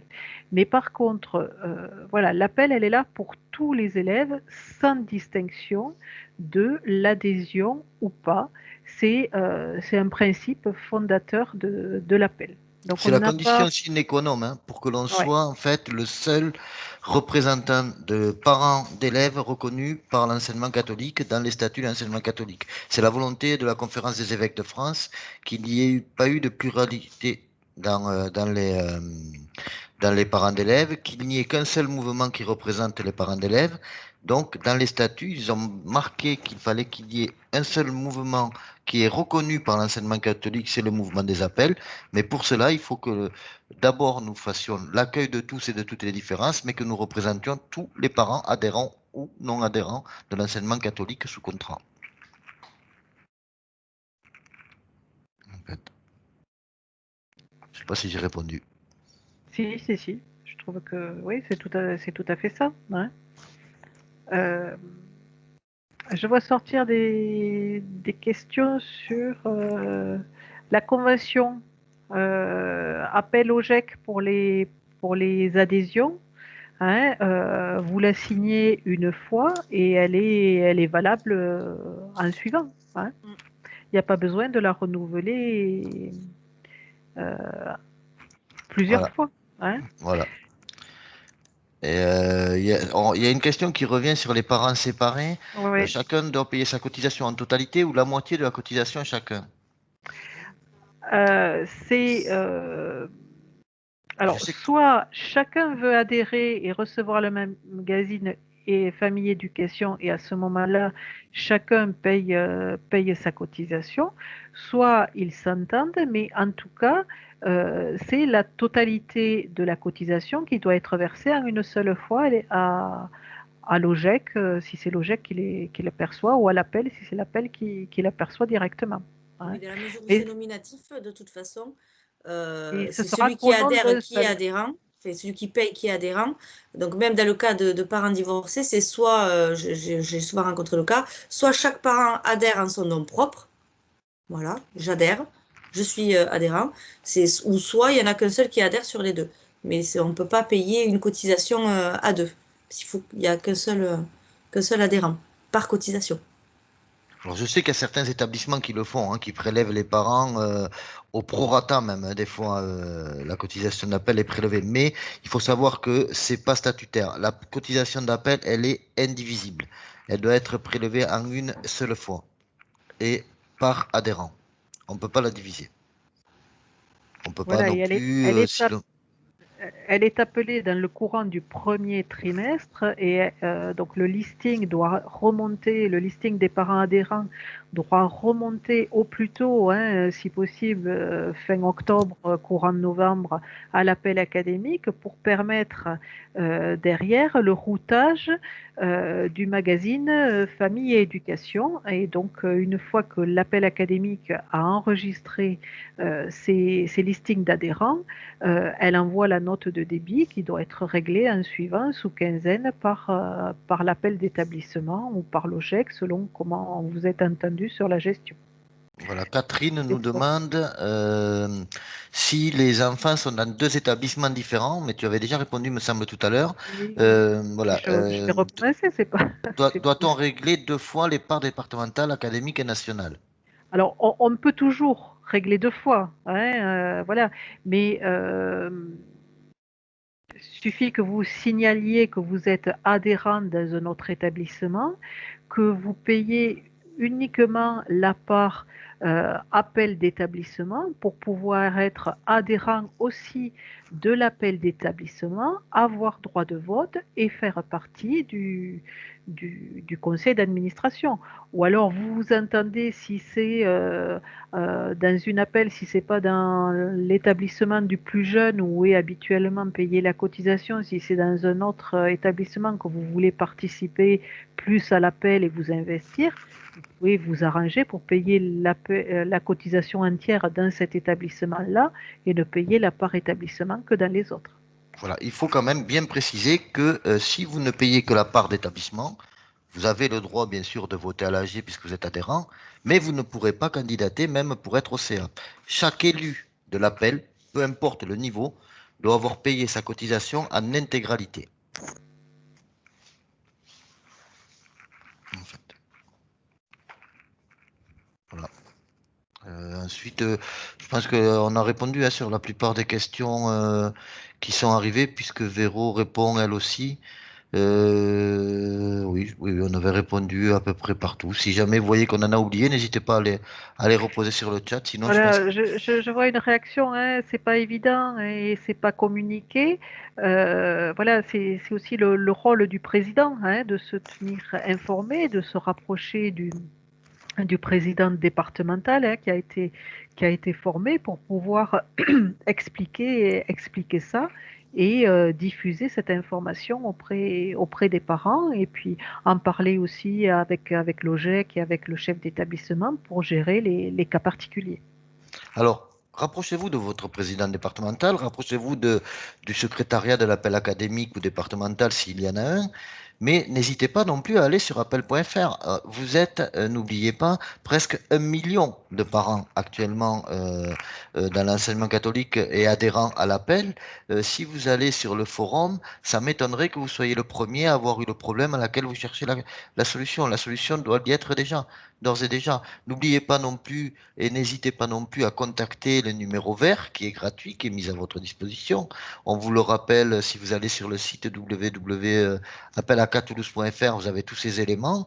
N'oubliez pas que derrière l'appel, il y a une grosse machine et il y a beaucoup de services que l'on peut vous apporter. Nous avons souvent la réponse à vos questions, Et moi, j'ai tendance à dire, ça serait bien bête que vous ne l'utilisez pas, puisque c'est quand même tout cela financé grâce à vos adhésions. Alors, c'est une mine d'informations, hein, ce site appel.fr. Même moi qui ai une dizaine d'années d'expérience, des fois, avant de répondre à une question, j'y retourne pour revérifier mes sources avant de répondre, hein. Donc, inscrivez-vous sur l'espace, en tant que président, hein, sur l'espace privé, inscrivez votre conseil d'administration et allez farfouiner dans cet espace privé qui va répondre à plein de vos questions. Donc, si on a répondu globalement aux questions, on va peut-être continuer. Oui. Je vais voir si j'ai trouvé le truc pour redémarrer correctement mon PowerPoint. Est-ce que ça L'heure apparaît? tourne. Je ne sais pas si vous êtes dans Ouais. votre timing, mais je pense qu'il faut qu'on Si. continue. Oui, mais là, on aura assez vite fait. Et Je pense est-ce qu'on qu'il n'est pas trop apparaît, mal. mon PowerPoint? Non. Non, toujours pas. Ah, écoute, je n'ai pas trouvé le truc. Véro, en attendant, vous a mis le numéro d'appel service, hein, qui est une plateforme. Il faut savoir que Ça si y vous est. appelez, vous resterez anonyme et ils sont disponibles vraiment sur de grosses tranches horaires, 5 jours sur 7. Hein. Donc, c'est bon, là? Vous l'avez à l'écran? Oui. Allez, on y va. Donc voilà, en termes, voilà, on passe là. Alors on a surtout parlé de la partie statutaire, hein, c'était le gros morceau de la formation pour vous donner les outils pour gérer correctement cette association. Et là, on va brosser un petit peu rapidement quelques questions sur la représentation et les liens, la représentation des parents et comment agir en lien avec les partenaires, hein, en tant qu'association appel. Donc le président appelle ce qui est très très très important et essentiel, c'est d'entretenir et de travailler des relations privilégiées avec le chef d'établissement, hein. Chacun a des missions qui sont différentes, le président d'appel, le chef d'établissement, hein, et le président doit savoir garder la place qui est la sienne au sein de l'établissement tout en mettant en place une véritable collaboration avec le chef d'établissement, hein. La relation euh, entre la communauté éducative et l'appel, ça doit être une relation qui se fonde sur le dialogue et la confiance. Et l'appel est là pour agir comme un partenaire de confiance, hein. C'est donc de la responsabilité du président, hein, de veiller à entretenir et à instaurer une véritable collaboration avec son chef d'établissement. euh, Parce que ce chef d'établissement, c'est lui un petit peu, comme on dit, le capitaine du bateau. Sans lui, aucun projet ne peut être entrepris par l'appel dans l'établissement, hein. Le chef d'établissement, lui, sa mission, hein, il se voit confier par la tutelle, qu'elle soit congréganiste ou diocésaine, la mission d'animer et d'assurer la cohésion de la communauté éducative, hein, et il est responsable de la mise en œuvre du projet éducatif et pastoral, hein, et plus généralement de tout ce qui se passe dans l'établissement.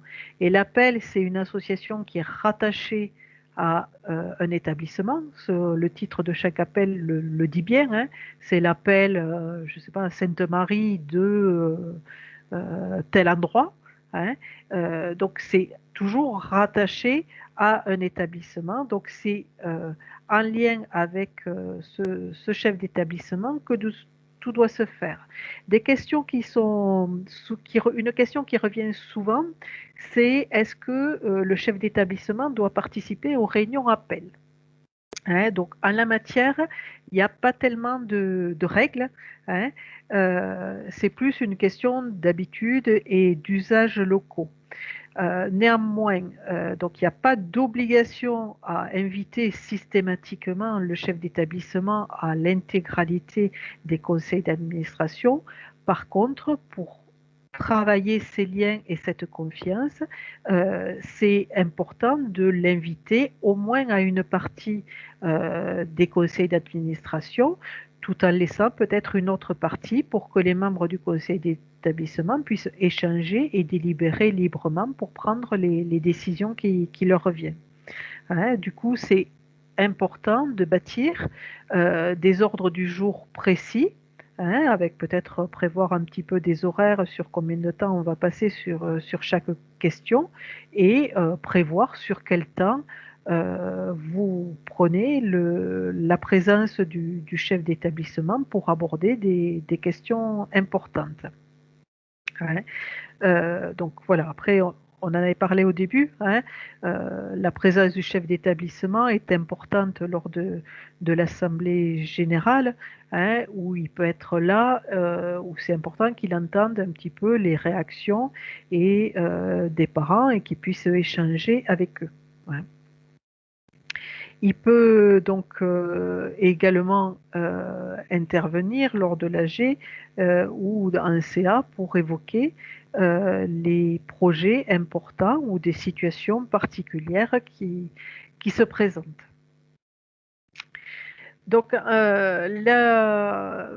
c'est aussi de cette relation de confiance que vont pouvoir émaner la participation des parents dans les autres instances de l'établissement. Hein. La place des parents, elle est reconnue par le statut de l'enseignement catholique. Hein. Le président ou son représentant doivent être conviés par le chef d'établissement à des réunions de fonctionnement de l'établissement. Alors ça peut être le conseil d'établissement, hein, où sont abordées toutes les questions sur la vie éducative, pédagogique, pastorale et matérielle de l'établissement, le conseil de discipline, quand il y a un souci avec un élève et des décisions à prendre suite à des difficultés. Le conseil de classe et les parents correspondants, c'est aussi la place des parents d'être présents pour suivre l'évolution de chaque classe. Ouais, donc plus l'appel travaillera cette relation de confiance, plus la présence des parents et leur participation à ces différentes instances sera facilitée. Par rapport l'autre partenaire important dans un établissement de l'enseignement catholique, c'est l'OGEC. Hein. Alors, certains établissements, ça peut ne pas être un OGEC, mais la plupart des établissements sont gérés par un OGEC qui constitue le support juridique, économique et financier de l'établissement. Donc, l'OGEC, il exerce sa mission donc, en tenant compte du projet d'établissement, du statut de l'enseignement catholique et de l'autorité du tutelle. C'est cet organisme-là, hein, c'est des bénévoles là aussi qui gèrent les établissements, qui est responsable donc de la gestion de l'établissement, et c'est l'OGEC qui est donc employeur du chef d'établissement, mais aussi des personnels hors contrat. Hein, donc, c'est-à-dire que les personnels sous contrat, ce sont les personnels d'enseignement qui sont financés par l'État. Hein, mais par contre, le personnel hors contrat, qui ne sont pas rémunérés par l'État, donc ça, c'est l'OGEC qui supporte la charge financière de ce personnel. Donc, ce que les présidents d'appel doivent bien avoir en tête, c'est qu'ils sont membres de droit du conseil d'administration de l'OGEC. Il y a lieu que le président d'appel soit convié à chaque réunion OGEC. Si ce n'est pas le cas, il faut en discuter avec le chef d'établissement, avec le président d'OGEC et rappeler les statuts.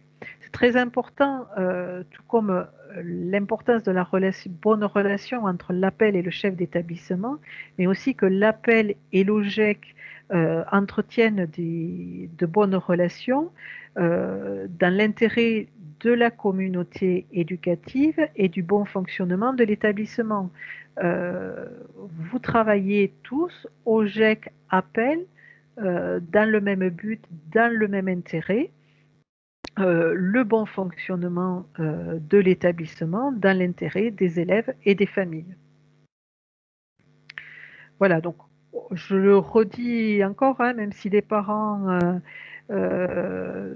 sont membres d'OGEC, il n'est en revanche pas souhaitable de cumuler cette fonction-là avec une fonction au sein du bureau de l'appel.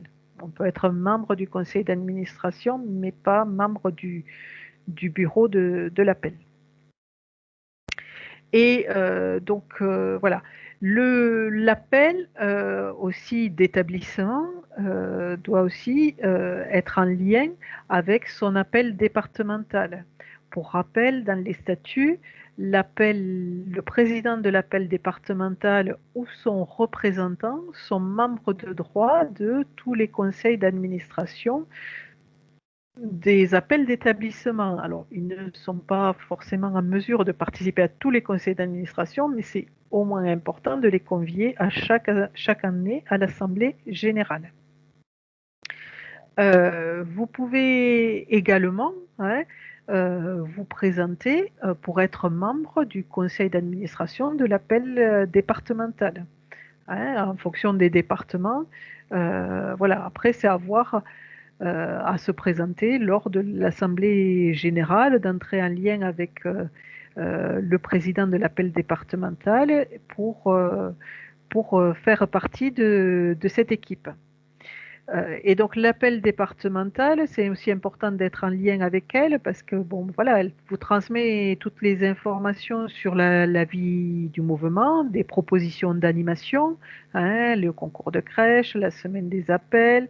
Elle peut être un soutien pour l'organisation de rencontres parents-école.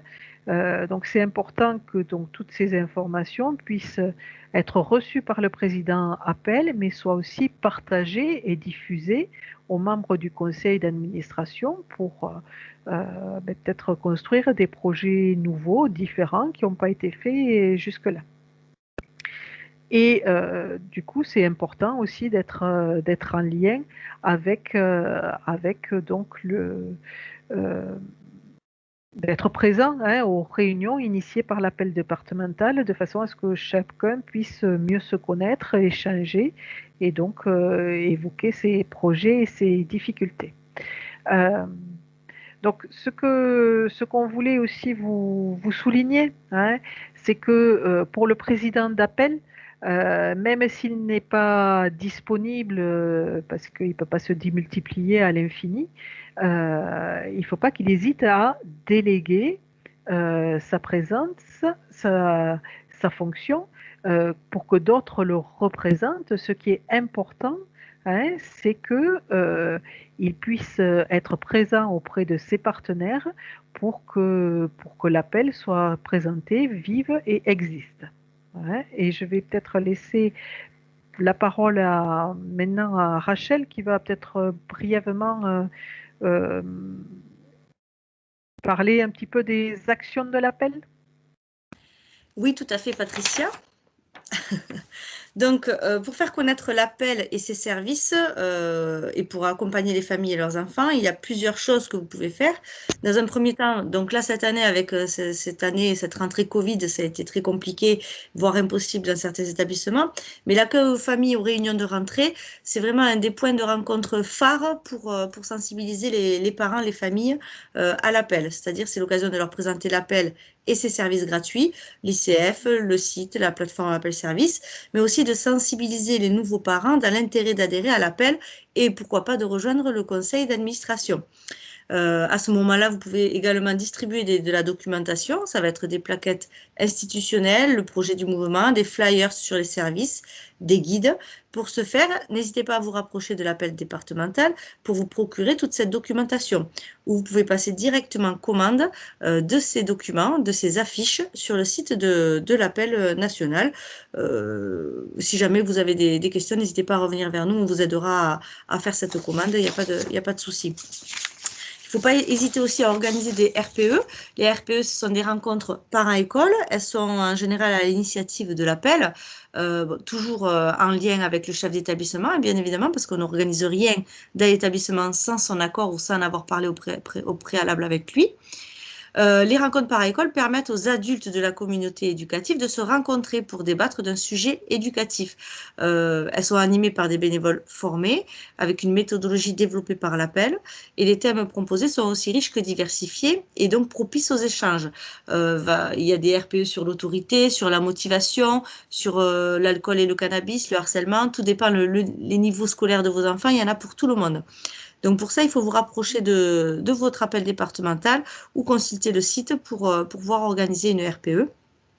Et surtout pour qu'on vous aide pour tout ce qui est organisation. Voilà, on est là pour ça. Et surtout, on vous plébiscite pour cela. C'est vraiment une activité très intéressante. Il faut accompagner aussi les jeunes dans leur projet d'orientation. Donc ça, ce sera traité dans la visio que vous aurez, je crois, vendredi sur l'ICF, il me semble. Donc je ne vais pas trop m'étaler là-dessus. Recruter et former les parents correspondants, pareil, c'est un moment phare de ce début d'année en collaboration avec le chef d'établissement. Donc, il y a des supports de formation, il y a la charte du parent correspondant, il y a des modèles. Donc, il ne faut pas hésiter à vous tourner vers votre appel départemental pour qu'on vous les fournisse et qu'on vous aide à mettre en place cette formation. Participer aux événements de l'appel académique et départemental. Donc, ça va être les concours de crèche, semaine des appels. Vous avez dû recevoir encore récemment plein de documents par rapport à la semaine des appels. La pastorale, pour ça, vous avez normalement un référent RAP. Si vous ne l'avez pas dans votre établissement, vous l'avez dans tous les cas au niveau départemental. Donc, n'hésitez pas à vous rapprocher de nous. Ensuite, organiser des conférences sur le danger du numérique, la santé, l'orientation. Donc là aussi, si vous avez besoin de ressources, que ce soit humaines, organisationnelles ou financières, n'hésitez pas à vous rapprocher de nous.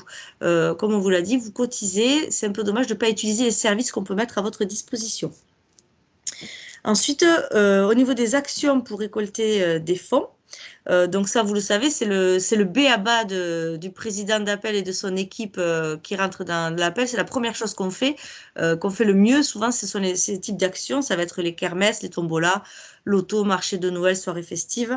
Tout ça sert à financer des projets éducatifs que vous verrez en amont, on va dire, avec le chef d'établissement ou l'équipe éducative. Donc, vraiment, soyez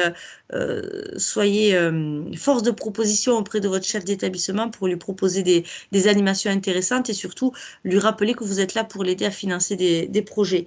Le budget de votre appel nécessite parfois d'organiser des événements qui ont pour objectif de récolter des fonds, mais aussi de passer un bon moment. Donc, ça va être tous ces événements.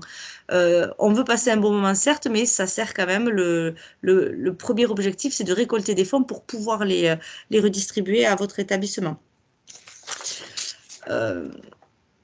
Alors, ce qu'il faut savoir, c'est qu'il ne faut pas faire plus de 6 animations dans l'année.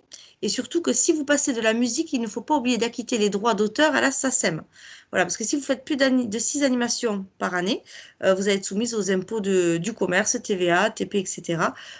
Et de toute façon, même dans l'année, c'est un peu compliqué de faire plus de 6 animations, de grosses animations qui rapportent de l'argent parce que c'est un peu lourd en fait de manière au niveau de l'organisation. Donc voilà, de manière exhaustive, je vous ai présenté des actions pour récolter des fonds et pour fédérer les parents. Maintenant, on peut répondre à vos questions, si vous voulez, si vous en avez. Je vois qu'il y en a un paquet. Je sais plus. Alors juste pour reballer sur ce que tu viens de dire, je viens de voir passer une question. Autorisation à demander pour une tombola. C'est-à-dire, la question c'est quoi? Est-ce qu'il faut demander une autorisation pour une tombola? Si, moi je serais tenté de dire si c'est à l'intérieur de l'établissement, l'autorisation est à demander au chef d'établissement. C'est ça, toujours, de base. Et si c'est à l'extérieur, là, bien sûr, ça va entraîner d'autres autorisations qui sont soit municipales, soit voilà, tout ce que l'on doit demander quand on fait une manifestation à l'extérieur de l'établissement. De manière générale, les chefs d'établissement préfèrent, quand il y a des manifestations comme ça qui sont organisées, que ça reste intramuros, entre guillemets, même s'ils louent une salle en extérieur pour l'organiser en extérieur, ils préfèrent que ça reste quand même dans interne à l'école. Voilà, qu'il n'y ait pas trop d'intervenants extérieurs qui se greffent. à part les familles proches, entre guillemets, de ce que j'ai vu de mon expérience personnelle. Après, je ne sais pas si au niveau de la loi ou des statuts, je ne sais pas. Les rencontres parents-école peuvent-elles être faites en visio en ce moment? Je ne pense pas qu'il Ça soit paraît prévu un petit peu. actuellement de faire des RPE en visio. C'est un petit peu compliqué parce que Ouais. les RPE, tout l'intérêt, c'est un échange entre les parents, hein. Donc il y a souvent des temps d'ateliers en petits groupes qui sont organisés pour qu'il y ait des échanges entre les parents sur la thématique proposée. Donc en visio, ça paraît très compliqué à organiser, mais peut-être va-t-il y avoir une invasion au niveau de l'appel national du service formation pour nous proposer des choses sur cet ordre-là, mais pour l'instant, c'est Pour le pas d'actualité. moment, si je prends ma casquette du national et en charge du service formation, il n'est pas prévu et il n'est pas possible pour le moment de faire des RPE en visio. Voilà. Alors, est-ce que les ventes d'objets personnalisés ou de livres comptent pour des animations? Tout ce qui est vente compte comme une animation. On ne dit pas plus de 6 animations. Mais par exemple, si pour ne pas se faire attraper par le fisc, vous pouvez très bien avoir plusieurs ventes dans l'année, une fois vente de gâteaux, une fois vente de livres, une fois vente de calendrier, et regrouper dans votre comptabilité toutes ces ventes sous le même item. Un item vente où vont rentrer, voilà, à l'Assemblée générale, vous pourrez détailler ce que ça vous a apporté chacune, mais vous aurez une seule ligne dans votre comptabilité générale vente, et donc ça ne constituera qu'une seule animation, même si vous avez répété la chose plusieurs fois dans l'année.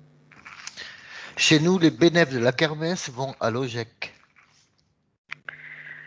Alors, ben là, ben c'est tout un travail et toute une liaison pour définir qui paye quoi dans l'établissement.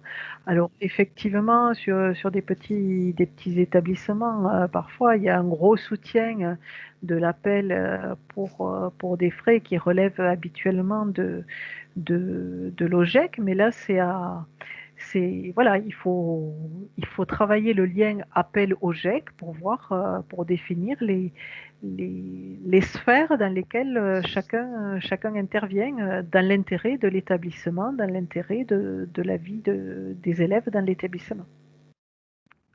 Il y a une question qui revient, qu'on a déjà eue hier soir et qui revient ce soir, c'est grosso modo, l'OGEC colle les réunions pendant les heures de travail. Euh, certes, mais soit il faut que vous arrangiez avec le président de l'OGEC pour décaler ces réunions au moment où vous pouvez y être, soit il faut que vous lui demandez l'autorisation d'être représenté par quelqu'un. Et il n'est pas obligé de vous l'accepter parce que je crois que dans les statuts de l'OGEC, c'est seul le président de l'appel est membre de droit. Mais s'il l'accepte, ça peut faciliter la tâche. Mais dans tous les cas, il est fortement dommage que vous n'arriviez pas à occuper le siège de membre de droit dans le CA de l'OGEC. Voilà. C'est vraiment dommage parce que c'est quand même là où se discute l'avenir de l'école, bien souvent, ou de l'établissement, là où va se discuter tous les recrutements, la politique interne un peu de l'établissement. Donc, c'est quand même une place importante.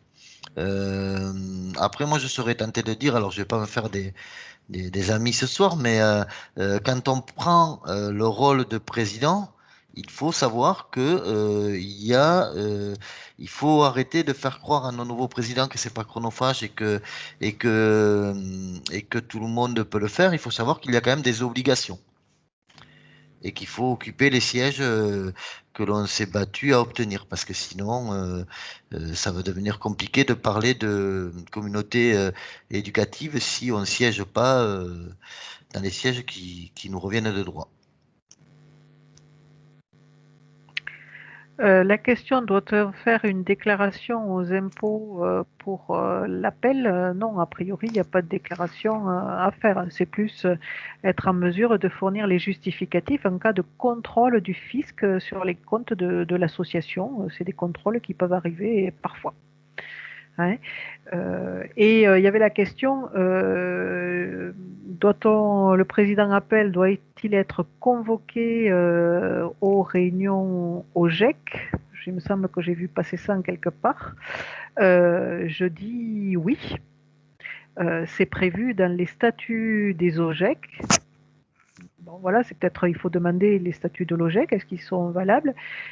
Si le président appel n'est pas convié par le président OGEC, c'est déjà en parler dans l'établissement.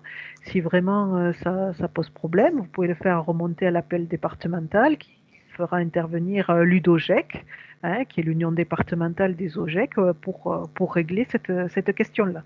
Il faut savoir quand même que si on veut aller au bout et que l'appel n'a vraiment pas été convoqué, dans la grosse majorité des OGEC qui sont sous les statuts de l'UDOGEC, leur AG, leur CA n'est pas valable puisque le membre de droit n'a pas été convoqué au même titre que si vous ne convoquiez pas votre président départemental, par exemple. Donc, ils ont quand même tout intérêt à vous convoquer.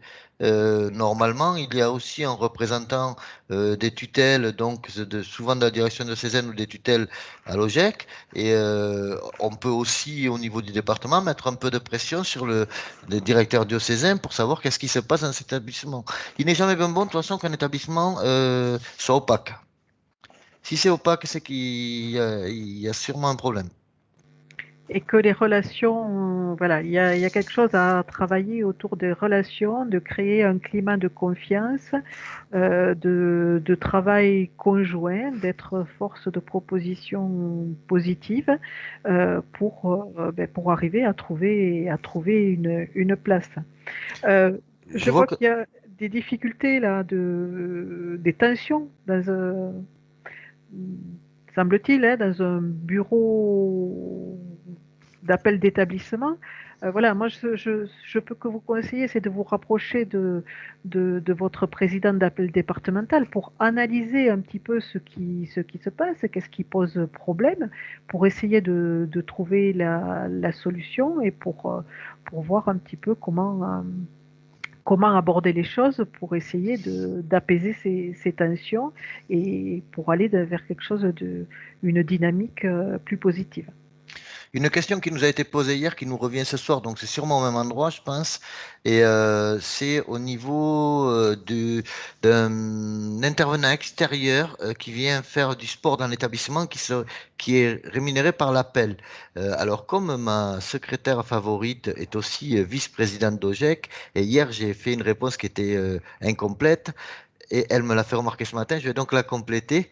Dans tous les cas, pourquoi pas, hein, pourquoi pas financer l'argent des parents doit revenir pour que nos enfants en profitent. Mais dans tous les cas, ça ne peut pas être l'appel qui paye directement. L'appel ne doit jamais rien payer directement. L'appel peut faire une subvention, répondre à une demande de subvention de l'OGEC, mais ne doit pas directement payer, ne serait-ce que pour des problèmes d'assurance. C'est valable pour les transports, c'est valable pour ce que vous achetez. Vous n'avez pas acheté directement pour l'établissement. La facture doit être au nom de l'OGEC de l'établissement. L'OGEC doit vous faire une demande de subvention que vous accordez ou pas avec un vote en CA. Voilà le fonctionnement. Voilà, où vous faites une attestation de don à l'OGEC pour financer telle chose. C'est le principe de subsidiarité. Je me fais féliciter par ma secrétaire. Merci Véro. Voilà, je ne sais pas si on a fait le tour Bon, de toutes vos questions. J'espère qu'on vous aura toujours un peu plus renseigné. Merci toujours Rachel et Patricia parce que l'exercice n'est pas facile. voilà, on avait prévu une petite diapo de synthèse, mais qu'on va peut-être s'arrêter là parce que déjà l'heure tourne, hein, et qu'on n'est jamais bonne pour tenir le timing avec Rachel. Donc Non, mais voilà. on n'est pas trop mal, je crois. Non, non, C'était ça combien? a On avait été. combien? Oui, on avait dit 1h30 par là, donc voilà, on est à 1h45, c'est correct. Donc, et puis bon, je crois qu'aussi au bout d'un moment, on sature en termes d'information, donc il faut aussi clôturer, hein, à un moment moment donné.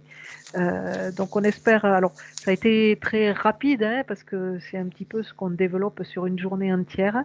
Donc n'hésitez pas à revenir vers nous si vous avez, vers les présidents départementaux, si vous avez des questions, allez sur le site.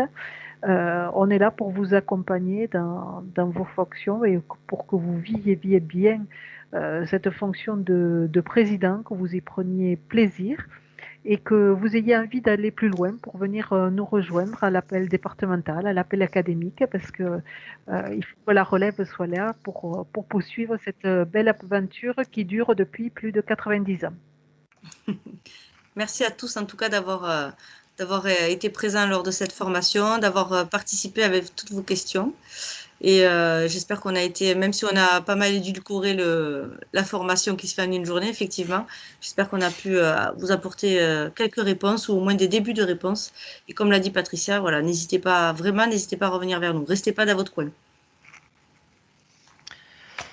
Merci mesdames, merci Véro qui a travaillé à répondre dans l'ombre et n'hésitez pas non plus à aller voir le replay qui sera disponible sur le site qui sera disponible, excuse-moi, sur le site appelaka toulouse.fr.